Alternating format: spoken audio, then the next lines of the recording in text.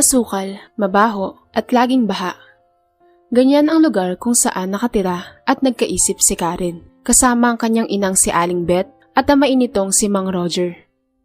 Naulila sa tunay na ama si Karen noong 5 taong gulang pa lamang ito, dahil pinatay sa saksak ang ama nitong si Mang Lando, na kilala sa kanilang lugar na tirador at adik. Kaya naman laking tuwa ng mga taga roon sa kanilang lugar nang malamang napatay ito ng kapwa niya adik. Dahil salat sa pera ay hindi na nagawang magreklamo ni Aling Beth sa pagkamatay ng asawa. Isa pa ay aminado naman siyang gumagamit nga ang kanyang asawa ng ipinagbabawal na gamot. Nang mga panahong iyon ay mag-isang tinataguyod ni Aling Beth ang anak na si Karen, dahil hindi rin ito nakatapos ng pag-aaral, kung kaya't paglalabada lang ang alam nitong trabaho. Wala din kasing tumatanggap sa kanya kapag siya ay nagtatangkang mamasukan, dahil bukod sa wala siyang pinag-aralan, ay kilala siyang asawa ng tirador sa kanilang lugar. Nag-aalangan silang kunin siya, kahit pa naaawa ang mga ito sa kanilang mag-ina. Kung kaya't si Karen, ng mga panahong iyon, ay hindi niya mapapasok sa kahit pang publikong eskwelahan. Sapagkat 1 kilong bigas at sardinas pa lamang ay hirap na siya kung saan kukuha ng pambili para sa pangkain nila sa araw-araw. Sa murang edad noon ni Karen, ay natuto na siyang maghanap buhay. Dala na rin ng kalam ng sikmura, kaya ang kawawang bata ay kusang naghahagilap ng pambili ng makakain. Sa umpisa ay sumasama si Karen sa mga batang taga-roon din sa kanilang lugar, sa paghahanap ng barya sa imburnal. Tuwang-tuwa na ito kapag nakakakuha ng 5 piso sa maghapon nitong paggala-gala sa kalsada. Ganun ang naging buhay nilang mag-ina, habang lumalaki siya at unti-unting nagkakamuang. Hanggang sa isang araw ay may kasamang umuwi ang kanyang ina galing sa paglalabada nito. Karen anak, ang tiyong Roger mo. Pakilala ni Aling Beth sa kasama nitong lalaki. Simula ngayon, dito na siya titira sa atin. Ituturing mo siyang parang tunay mong tatay anak ha. Naguguluhan man ng mga panahong iyon ang batang si Karen, ay wala siyang magawa kundi sumunod sa kung ano ang sabihin ng kanyang ina. Opo, Nay. Nagpa siyang mag-asawang muli ang nanay ni Karen, upang sa gayon ay may makatuwang siya sa buhay. Construction worker ang trabaho nito, kaya naman lingguhan ito kung umuwi sa kanila. Sa una ay mabait at tila responsableng amain at asawa ito sa kanilang mag-ina. Palagi itong may uwing masarap na pagkain sa dalawa. Kaya naman si Aling Beth ay masaya at tila nagkaroon ng pag-asa. Karen anak, sa susunod na pasukan mag-e-enroll ka na daw, sabi ng tiyong mo. Totoo po, Nay? Hindi makapaniwalang tanong ng bata. Oo, kaya mula ngayon ayoko nang nakikita kang gumagala sa lansangan ha. Mag-aaral ka tulad ng mga batang kasing edad mo. Sabi ni Mang Roger dito. Paano yan, Nay? Yung mga kasing edad ko, grade 4 na po. Ako, mag-grade 1 pa lang. Nahihiyang sabi ng bata. Okay lang anak, ang importante, makakapag-aral ka na. Sabi ni Aling Beth at sa kaniyakap ang anak. Nang makapagsolo na ang mag-asawa, ay nagpasalamat muli si Beth kay Roger. Thank you ha. Sabi ng ginang sa asawa. Wala yun, basta para sa'yo gagawin ko. Tsaka nagkaroon kasi kami ng malaking kontrata at swerteng napasama ako. Kwento ni Roger sa asawa. Ngunit ang totoo ay may ginagawang anomalya ang lalaki sa kanyang pinagtatrabahuhan na lingid sa kaalaman ni Beth. At di kalaunan ay nahuli ito ng isa sa kanyang mga kasamahan at agad na isinumbong sa kanilang boss. Kaya naman napauwi ito nang wala sa oras at lasing na lasing. Beth! Beth! Malakas na tawag ni Roger sa kinakasama. Saglit, andyan na! Bakit ka ba sumisigaw? At saka bakit lasing ka? Di ba may pasok pa kayo ngayon? Sunod-sunod na tanong ni Beth sa asawa. Pwede ba wag ka maraming tanong? Galit na tugon ng lalaki. Mabuti pa, ikuha mo ako ng makakain at nang magkasilbi ka. Utos nito sa asawa. Nagtataka man, ay agad na umalis ang ginang upang bilhan ng makakain ang lasing na kinakasama. Sa tindahan pa lang, ay laman na ng tsismis ang ginawa ni Roger. Nalaman ni Beth na natanggal sa trabaho ang lalaki dahil nahuli itong nagbebenta ng mga materyales na galing sa trabaho. Hindi na lang kinumprontan ni Beth ang asawa dahil alam niyang nagawa lang iyon ni Roger dahil sa kakapusan nila sa pera. Ang buong akala niya na ang hindi niya pagkibo ay makakabuti, ngunit lalo pa palang magiging dahilan ng mas matinding galit nito. Hoy! Saan ang magaling mong anak? Tanong ni Roger kay Beth kinabukasan nang ito'y magising. Nasa labas naglalaro. Tugon ng ginang. Naglalaro? Anak ng tokwa, tawagin mo! Galit na utos ng lalaki. Roger, wag mong idamay si Karen sa init ng ulo mo. Walang kasalanan ng bata. Pagsusumamo ni Beth sa lalaki. Wag idamay. Sino gusto mong idamay ko, ikaw? Sabay sampal ng lalaki sa mukha ni Beth, dahilan upang muntik na matumba ang ginang. Sa ganong sitwasyon, naabutan ni Karen ang dalawa. Nay! Patakbong nilapitan ng bata ang kanyang ina. Chong, wag niyo pong sasaktan ng nanay ko. Umiiyak na pakiusap ng bata sa amain. Kung ayaw mong masaktan ng nanay mo, susundin mo ang lahat ng gusto ko. Naiintindihan mo? Sabi ni Roger sa bata habang dinuduro ang sentido nito. Simula bukas, maghahanap buhay ka na, naiintindihan mo? Pero Chong, sabi niyo po, di ba mag-aaral ako? Anong aral? Dahil sa pesting aral na yan, nawalan na ako ng trabaho. Tutal, nung may trabaho ako, pinapalaman ko kayong mag-ina. Siguro naman ngayon baka pwede kayo naman ang maghanap buhay nang magkasilbi naman kayo dito sa bahay. Sumbat nito sa mag-ina. Naguguluhan man ang batang si Karen kung bakit biglang nagbago ang ugali ng kanyang Chong. Iisa lang ang malinaw sa kanya. Hindi na sila ligtas mag-ina sa kamay ng kinakasama nito. Nay, alis na lang po tayo dito? Natatakot ako kay Chong, baka saktan ka po niya ulit. Mahinang sabi ni Karen sa ina isang gabi habang tulog si Mang Roger. Hindi pwede anak, wala tayong mapupuntahan. Tugon ni Aling Beth sa anak habang pigil ang iyak at pabulong na nagsasalita. Tuluyan na ngang naglaho ang pangarap ni Karen na makapag-aral. Napilitan nitong magtinda ng sampagita sa umaga at mga lakal sa hapon upang may maiuwing pera sa kanilang bahay pagsapit ng gabi. Tanggap na sana ni Karen ang ganong sitwasyon habang siya ay lumalaki. Ngunit ang hindi nito matanggap ay ang perang kinikita niya ay kinukuhang lahat ng kanyang amain at imbes na ipangbili nila ng pagkain ay pinagsusugal muna nito na kadalasan naman ay talo. Kaya buong magdamag, walang laman ang kanilang sikmura. Hindi naman niya pwedeng hindi ibigay ang perang kinita niya dahil ang babalikan ng kanyang amain ay ang kanyang ina na noon ay nagsisimula ng magkasakit sa baga dala na rin ng pagod sa paglalabada at kakulangan ng makakain. Kaya naman dinodoble na lang ni Karen ang sipag upang kahit paano ay may maiuwi siyang pagkain sa kanyang ina. Kahit pakuhaning lahat ng kanyang Chong ang perang kanyang kinita sa araw na iyon, ang importante ay may maitabi siyang pambili ng pagkain at gamot sa kanyang ina. Lumipas ang mga taon, unti-unting nagdadalaga na si Karen. Kita na ang hubog ng katawan nito at hindi maikakaila na maganda ang nooy musmus pang bata. Hindi maalis ang pag-aalala ni Aling Beth para sa anak, lalo pat palaging lasing ang amain nitong si Roger. At isa pa, nararamdaman ng ginang na pahina ng pahina ang katawan nito. Kaya naman isang araw, habang nasa sugalan si Roger ay kinausap niya ang anak. Karen anak, palagi kang mag-iingat ha. Patawarin mo ako anak kung hindi kita nabigyan ng magandang buhay. Ni ang mapag-aral na ipagkait ko sa'yo. Patawarin mo ako kung nalagay kita sa sitwasyon mo ngayon. Hindi natin magawang kumawala sa poder ng Chong mo. Umiiyak na sabi ni Aling Beth sa anak. Nay, huwag na po kayong umiyak. Huwag niyo pong sisihin ang sarili niyo. Ayos lang po ako. Ang mahalaga po sa akin ay gumaling po kayo. Balang araw makakawala din tayo kay Chong, Nay.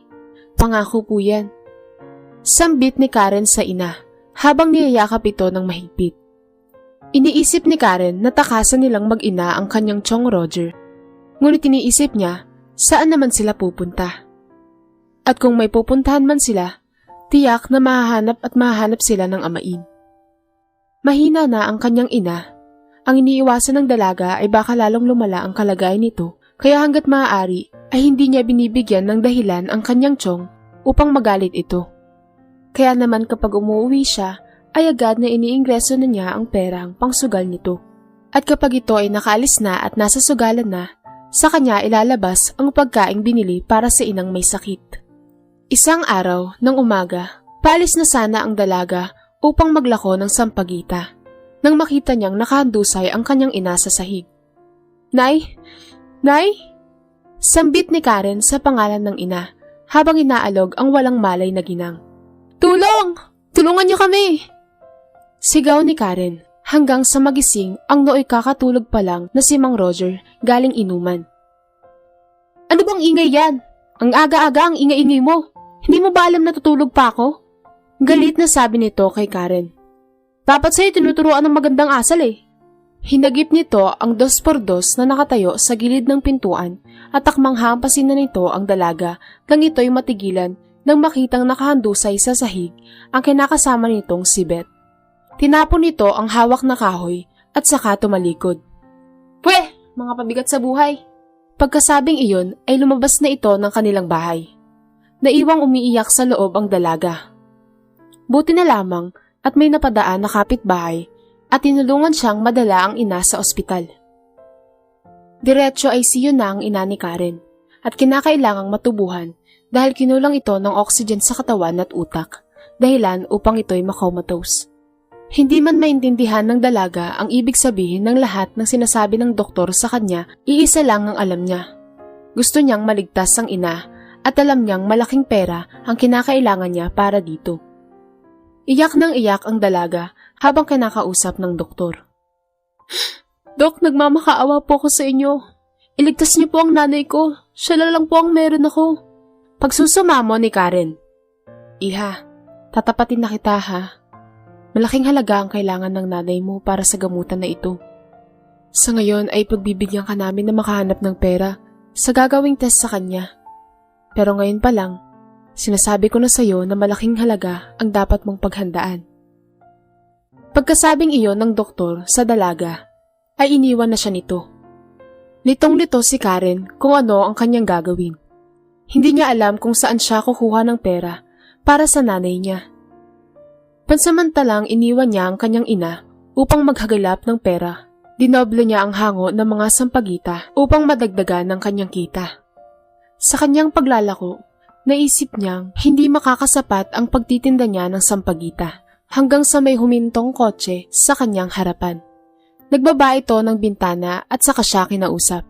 Iha, magkano lahat yung hawak mong sampagita? Tanong ng matandang lalaki na nasa sasakyan. Sa pagkagulat ni Karen, ay hindi agad ito nakasagot. Iha? Ulit ng matanda. Ano po? 500 pesos po. Uutal-utal na sabi ng dalaga sa matanda. Napangiti ang matanda sa dalaga. Naunawaan naman ng dalaga ang ibig sabihin ng ngiting iyon ng matanda. Ano po kasi sir? Ang totoo po niyan, tinaasan ko po yung presyo kasi po kailangan ko po ng pera para po sa nanay ko. Nasa ospital po kasi siya ngayon. Nahihiyang paliwanag ng dalaga. Alam ko, sabi ng matanda. Nagulat ang dalaga sa tinurang iyon ng matanda. Ho? Paano pong alam? Nalilitong tanong ng dalaga dito. Imbes na sagutin nito ang tanong ng dalaga, ay nabutan siya ng matanda ng 500 pesos at saka agad na kinuha ang mga sampagitang hawak nito at tuluyan nang umalis. Nagtatakha si Karen sa asal ng matanda, ngunit hindi na lang niya iyon inintindi. Ang importante, naubos ang mga sampagita niya. Kahit kapirasong halaga, kahit paano may hawak siya. Hindi na muna ako babalik ng ospital. Kailangan kong makalikom ng pera para kay nanay. Sabi ni Karen sa sarili. Lingid sa kaalaman ng dalaga na sinusubaybayan pala siya ng matandang pumakyaw ng kanyang sampagita. Umuupa ito ng iba't ibang tao upang bilhin araw-araw ang mga paninda nito. Tuwang-tuwa naman palagi ang dalaga dahil walang araw na hindi siya nakakaubos ng kanyang mga paninda. Umupo saglit si Karen sa gilid ng hagdan papasok ng ospital. Doon ay sinimulang bilangin ng dalaga ang mga kinita niya mula nang maospital ang kanyang ina. Diyos ko, wala pa ito sa kalahati ng kailangan kong i-down. Kinakabahan si Karen dahil hanggang ngayong araw lang ang ibinigay na palugit ng ospital para makalikom siya ng pang-down para asikasuhin ng mga doktor ang kondisyon ng ina. Umiiyak siya habang papuntang ICU kung saan naroon ang kanyang ina. Nay, sorry. Mahinang usal ng dalaga. Habang papalapit sa bintana ng ICU, biglang natigilan ang dalaga at nagsimulang magpanik nang makitang wala na roon ang kanyang ina. Nay! Sigaw ni Karen. Diyos ko naman po. Umiiyak ang dalaga sa pag-aakalang tuluyan na siyang iniwanan ng kanyang ina. Ma'am? Tapik ng isang nurse sa kanya. Ma'am, kayo po ba yung relative sa ICU bed 2? Opo, nanay ko po yun ate. Sagot ni Karen. Ma'am, na-transfer na po siya sa regular room. Puntahan niyo na lang po siya doon. Room 302 po. Nakangiting sabi ng nurse sa dalaga. Agad naman napalitan ng tuwa at pagtataka ang naging damdamin ni Karen ng mga sandali iyon. Nakangiti yung nurse? Ibig sabihin po ay si nanay. Lakad takbo ang ginawa ng dalaga paakyat ng hagdan dahil hindi ito marunong sumakay ng elevator. Maya-maya pa ay nakarating na siya sa kwarto ng kanyang ina. Doon ay nakita niya ang ina na wala ng tubo, ngunit naka-oxygen pa ito. Ngunit malaki na ang ipinagbago ng itsura nito mula nang dalhin niya ito sa ospital. Walang mapagsidlan ang tuwang nadarama ng dalaga ng mga sandaling iyon dahil alam niyang malayo na sa panganib ang mahal niyang ina. Nang bumalik na ang kanyang wisyo, ay saka lang niya napansin ang mga sampagitang nakahanay sa gilid ng bintana ng kwarto. Napakunot ang noo ni Karen sapagkat pamilyar sa kanya ang mga sampagitang iyon. Iyon kasi ang kanyang mga tinitinda. Alam niyang sa kanya iyon dahil siya lang ang may ganong disenyo ng pagkakagawa. Ang ipinagtataka ng dalaga, bakit napunta ang mga iyon sa kwarto ng kanyang ina? Bago pa tuluyang sumakit ang ulo niya sa kakaisip, ay may isang lalaki ang nagsalita mula sa kanyang likuran. Kamusta? Agad na palingon ng dalaga. Nanlaki ang kanyang mga mata nang makitang muli ang matandang nakakotse na pinagbentahan niya ng sampagita. Ano pong ginagawa niyo dito, sir? Ngumiti ito. Chine-check ko ang nanay mo. Sagot ng matanda sa kanya. Bumubuti na ang lagay ng nanay mo, iha.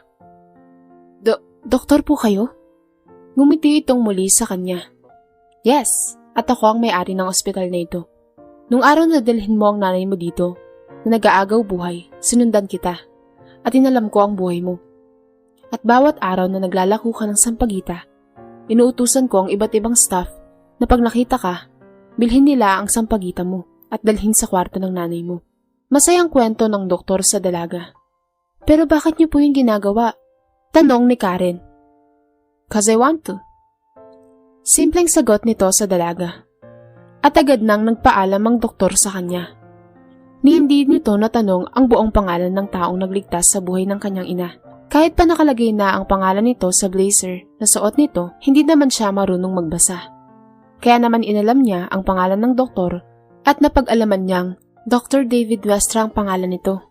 At nagmula din ito sa mahirap na pamilya.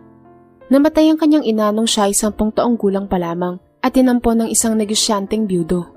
Pinag-aral ng medisina, kaya naman ang naging advocacy niya na ay tumulong sa totoong nangangailangan at walang kakayahan. Kaya ma'am, mapalad po kayo kasi si Doc mismo ang gumamot sa nanay niyo. Kwento ng nurse na nag-aasikaso sa ina ni Karen. Abot-abot ang pasasalamat ni Aling Beth at ni Karen sa doktor.